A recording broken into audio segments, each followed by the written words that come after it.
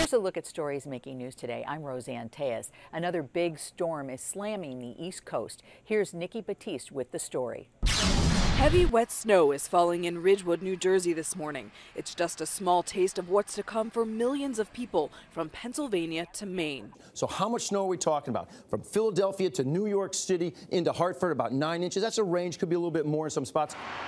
This is the second nor'easter to slam the area in less than a week. Around 100,000 people are still without electricity from a storm that brought down trees and power lines across the region.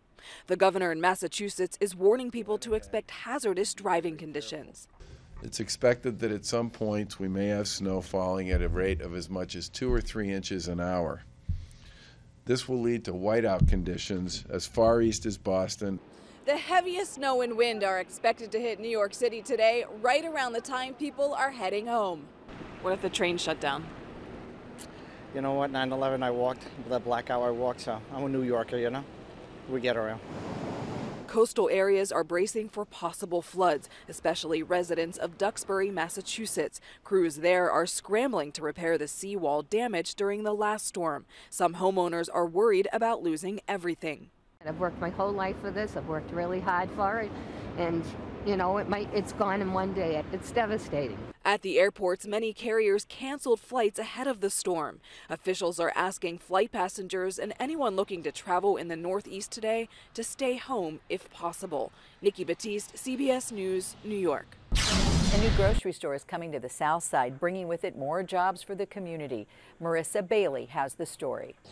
A new grocery store is bringing hundreds of jobs to a South Side community. Today, Mayor Emanuel will break ground on a new Jewel Osco. That's at 61st Street and Cottage Grove. It will be a full-service grocery store as well as a drive-through pharmacy, and it's actually going to employ 200 full-time and part-time employees. It will be set to open early next year.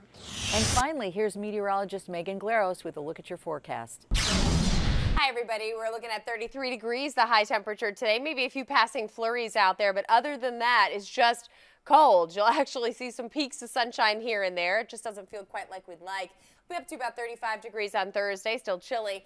And then on Friday, 39 degrees, partly cloudy, breezy conditions on Saturday at 43, and on Sunday, 42 degrees. So by the time we hit the weekend, temperatures begin to trend back up again. But all the way through the end of this work week, we are definitely below average and feeling quite a bit like winter. At least we're not dealing with what they have in the Northeast today. A major snowstorm dumping up to a foot, maybe more, of snow across areas from Philly up to New York and Boston.